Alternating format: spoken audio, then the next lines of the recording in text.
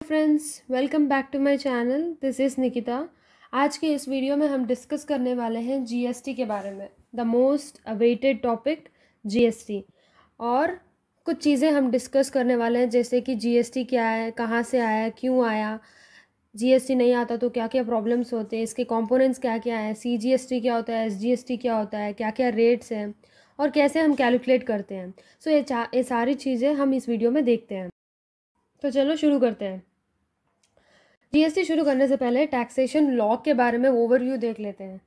मतलब Indian tax में दो तरीके के टैक्स होते हैं, डायरेक्ट एंड इनडायरेक्ट टैक्स, जो कि हमने प्रीवियस वीडियो में स्टडी किया था, what is tax and it's type. Detailed जानकारी के लिए आप उस वीडियो को देख सकते हैं, ठीक है। तो डायरेक्ट टैक्सेस का बेस्ट एग्जाम्पल है इनकम टैक्स और इनडायरेक्ट टैक्स का बेस्ट एग्जाम्पल है जीएसटी। सो जीएसटी क्या है, इसके बारे में स्टडी करते हैं। आज का वीडियो इसी के ऊपर है। जीएसटी आने से पहले बहुत सारे प्रॉब्लम्स, दिक्कतें होती थी। इन्वोल्ड इनडायरेक्ट टैक्स सिस्टम, जिसको बोलते हैं जीएसटी, क्या क्या दिक्कतें होती थी, चलो देख लेते हैं। पहले है मल्टीपल टैक्सेस। ये पहला प्रॉब्लम है ओल्ड इनडायरेक्ट टैक्सेस, यानी कि जीएसटी आने से पहले जब भी कोई प्रोडक्ट की मैन्युफैक्चरिंग होती थी उसके ऊपर हमको एक्साइज पे करना होता था, राइट। जब भी कोई प्रोडक्ट का सेल होता था हमको सेल्स टैक्स पे करना होता है। और जब भी कोई प्रोडक्ट का सर्विस हम प्रोवाइड करते हैं तो उसके ऊपर हमको सर्विस टैक्स पे करना होता है। कभी कोई प्रोडक्ट का कंजप्शन होता है, हर स्टेज ऑफ डिस्ट्रीब्यूशन प्रोडक्शन में हमको आके वैट पे करना होता है। अगर स्टेट में हुआ तो वैट, सेंट्रल में हुआ तो सीएसटी। तो इन सारे टैक्सेस को हम कंबाइन कर दिया गवर्नमेंट ने और जीएसटी में लेके आ गए। क्योंकि 17 तरीके के टैक्स पे करने से क्या होता है, बिजनेसमैन परेशान हो जाता था कि वो उसको बिजनेस संभालना है या फिर टैक्स पे करना है। इतने सारे टैक्स रहेंगे तो क्या क्या पे करते रहोगे, राइट। सो गवर्नमेंट ने क्या किया, इन सारे टैक्सेस को आके जीएसटी में डाल दिया। सो दूसरा प्रॉब्लम था मल्टीपल टैक्सेबल इवेंट।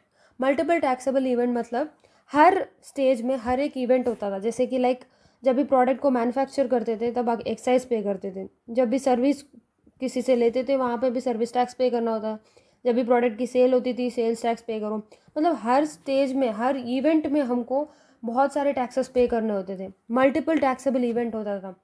तो यहाँ पे भी गवर्नमेंट ने क्या किया, पूरा सिस्टम जीएसटी में लेके आ गया।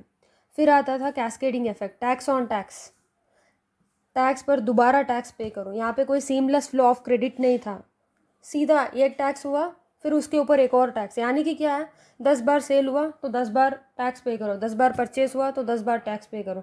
तो ऐसे कैस्केडिंग इफेक्ट होता था। फिर आके डबल टैक्सेशन, सर्विस गुड्स के ऊपर अलग टैक्स, सर्विस के ऊपर अलग टैक्स। मतलब ऐसा कोई क्लासिफिकेशन नहीं था कि आके ये सप्लाई ऑफ गुड्स है और सप्लाई ऑफ सर्विसेज है। तो इसकी वजह से डबल टैक्सेशन लग जाता था। और यूनिफॉर्मिटी तो था ही नहीं, क्योंकि मान लो कि अभी वैट चल रहा है, हर स्टेट में अलग अलग रेट होता था, डिफरेंट रेट्स होते थे।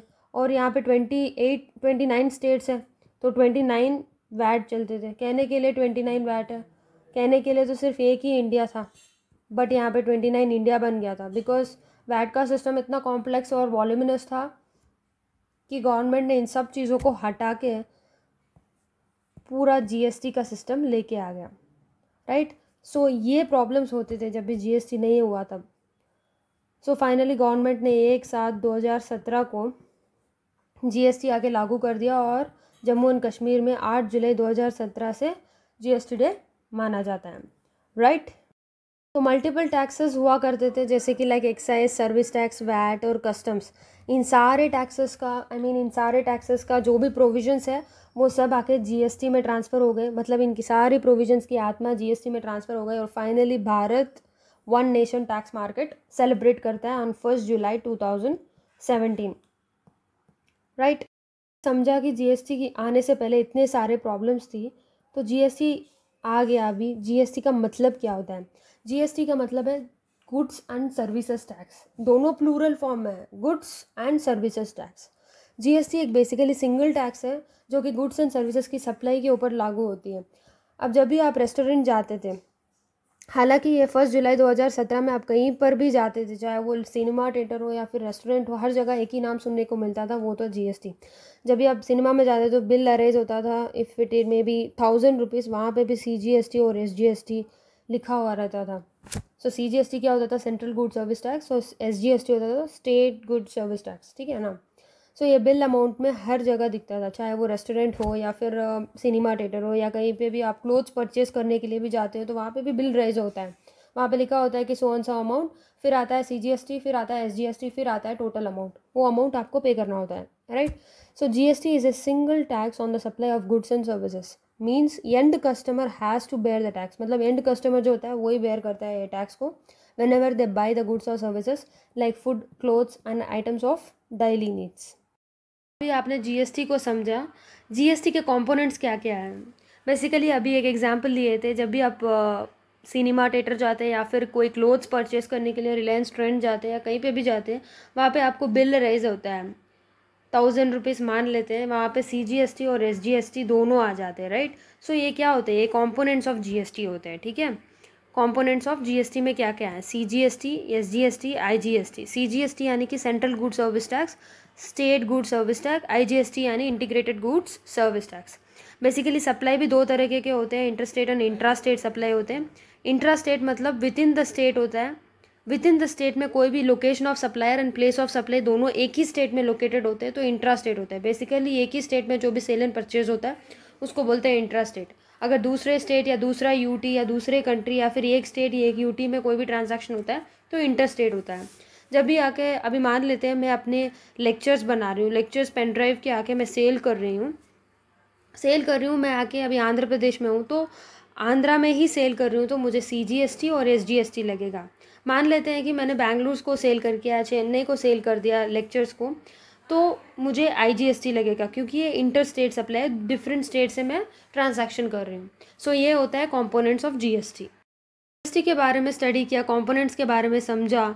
अभी कुछ FAQs आते हैं जैसे कि GST किस आर्टिकल से आया है, GST किस लिस्ट एंड एंट्री नंबर से आया है, GST लाने के लिए किसने पावर दिया और GST के लिए कॉन्स्टिट्यूशन को क्यों अमेंड किया गया। बेसिकली GST की आर्टिकल क्या है, आर्टिकल 246 ये कॉन्स्टिट्यूशन ऑफ इंडिया से लाया गया है, इसका कोई लिस्ट या एंट्री नंबर नहीं है। GST लाने के लिए गवर्नमेंट को पावर कॉन्स्टिट्यूशन ऑफ इंडिया ने दिया था और पहली बार इतिहास में ऐसा हुआ कि जब भी कोई भी रूल्स आते हैं वो एक्ट के बिल में थ्रू आते हैं, लेकिन ऐसा पहली बार हुआ कि GST लाने के लिए कॉन्स्टिट्यूशन को ही अमेंड करना पड़ा क्योंकि गवर्नमेंट ये चाहती थी कि साइमल्टेनियस पावर होना चाहिए CG और SG यानी कि सेंट्रल गवर्नमेंट स्टेट गवर्नमेंट। ऐसा नहीं है कि सेंट्रल गवर्नमेंट को ही सारा पावर दे दिया और स्टेट गवर्नमेंट को ही सारा पावर दे दिया, ये चाहती थी कि दोनों के बीच में अपोर्शनमेंट हो CG और SG के बीच में। इसलिए कॉन्स्टिट्यूशन अमेंडमेंट बिल आया 122 जो आगे चल के कॉन्स्टिट्यूशन अमेंडमेंट एक्ट 101 बन गया, जो आर्टिकल 217A9A GSTC यानी गुड्स एंड सर्विस टैक्स की काउंसिल बिठवाई गई जिसमें आके GST का ऑरिजिन हुआ, राइट। कुछ एग्जाम्पल्स देख लेते हैं GST को कैसे कैलकुलेट करते हैं, प्रीवियस सिस्टम में कैसे होता था और अभी जो GST सिस्टम में आया कैसे होता था। प्रीवियस सिस्टम जब GST आने से पहले, दिस इज़ बिफोर GST आने से पहले कैलकुलेशन कैसे होती थी, कैसे प्रोडक्ट की सेलिंग प्राइस होती थी, देखते हैं। मान लेते हैं कि मैन्युफैक्चरर, होलसेलर, रिटेलर, कंज्यूमर है। प्रोड्यूसर के पास जब भी कोई माल आता है यानी कि कच्चा माल आके रॉ मटेरियल का रेट है 100 रुपीज़ और उसमें कुछ प्रोसेसिंग और प्रॉफिट जोड़ के 50 रुपये। So total cost selling price कितना हुआ, 150 हुआ। उसमें 10% की रेट मान लेते हैं, सो 15 रुपीज़ आया जो आके 165 है। 165 होलसेलर के पास आती है, होलसेलर क्या करते हैं 10% प्रॉफिट जोड़ लेते हैं, सो 175 आती है। उसके ऊपर 10% सो आएगा 192.5। ये जो रिटेलर का सेलिंग प्राइस है, रिटेलर क्या करता है उसके ऊपर प्रॉफिट भी जोड़ लेता है 10 रुपीज़, तो 202.5, उसमें कुछ 10% की रेट डालता है। सो फाइनली रिटेलर के पास आती है अमाउंट 222.75। ये जो होती है जब कस्टमर तक पहुंचता है तब तक वो उस प्रोडक्ट का कॉस्ट बन जाता है 222.75। ये होता था प्रीवियस सिस्टम में।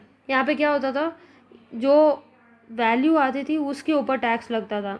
ये जो वैल्यू है 17.5, 202.75, बट प्रॉफिट कितना जोड़ा गया, कितना वैल्यू एडेड सिस्टम है, इसके ऊपर कोई चर्चा नहीं होती थी। मतलब ये टैक्स ऑन टैक्स था, यहाँ पर जितना अमाउंट है उसके ऊपर टैक्स, वापस इसके ऊपर टैक्स। इससे क्या होता था, जो प्रोडक्ट आके कंज्यूमर तक पहुँचती थी वो रेट की वैल्यू जो है ज़्यादा से ज़्यादा बढ़ जाती थी, राइट। जो अभी देखते हैं GST में कैसे होता था। GST में क्या होता है, जीएसटी सिस्टम में रेट मान लो 10% है, प्रोड्यूसर आके उस कच्चे माल की दाम 100 रुपीज़ में प्रॉफिट और प्रोसेसिंग का कॉस्ट जोड़ के 150 रुपीज़ आता है। और वैल्यू बेस्ड सिस्टम है, क्योंकि जीएसटी वैल्यू बेस्ड सिस्टम है, तो 50 रुपीज़ के ऊपर 10% यानी कि 5 रुपये आएगा, जो कि 155 है, जो होलसेलर के पास कॉस्ट बन जाता है। उसके साथ कुछ प्रॉफिट जोड़ के 165 आता है। उसमें वैल्यू बेस्ड सिस्टम वापस 10 रुपीज़ के ऊपर 10% यानी कि 1 रुपये। सो टोटल कॉस्ट बन गया 166, जो आके रिटेलर के पास गया, रिटेलर का कॉस्ट 166, उसने कुछ प्रॉफिट ऐड किया तो 176 आया, वापस इसके ऊपर 10% यानी कि 1 रुपये, टोटल 177। यानी कि जो प्रोडक्ट कंज्यूमर तक पहुंचता है, प्रोड्यूसर से लेके कंज्यूमर तक, उस प्रोडक्ट की वैल्यू कितनी होगी 177। मान लो कि चॉकलेट ही है, चॉकलेट की कॉस्ट 177 बन जाती है। वही प्रीवियस सिस्टम में क्या होता था 222.75। तो कौन सा बेटर है? जीएसटी वाला सिस्टम ही बेटर होता है, इससे जीएसटी की बेनिफिट्स दिखाई देती है, राइट। चलो अभी रेट्स ऑफ जीएसटी के बारे में डिस्कस कर लेते हैं। जीएसटीसी यानी कि goods and services tax council 279 ए के तहत जीएसटी फॉर्म हुआ था, जहाँ पे बहुत सारे नोटिफिकेशन सर्कुलर्स को क्या क्या रेट्स लाना है, उन सारी चीज़ों में डिस्कस होता था, राइट। सो जीएसटीसी काउंसिल ने क्या किया, गुड्स एंड सर्विसेज को 2 भागों में तोड़ा था। उसमें 1300 गुड्स और 500 सर्विसेज थे, जिसको अगेन 4 टैक्स स्लैब रेट्स में तोड़ा गया है। उसमें 5%, 12%, 18% एंड 28% स्पेशल रेट्स भी दिया हुआ है, जैसे कि gold and rough diamond. Gold के लिए 3% रेट दिया हुआ है, रफ डायमंड के लिए 0.25% दिया हुआ है। तो देख लेते हैं किस किस गुड्स में कितना रेट दिया हुआ है। पहले आके एग्रीकल्चर प्रोड्यूस जैसी चीज़ों में hulled, serial, grain, sanitary napkins के लिए 0% दिया हुआ है।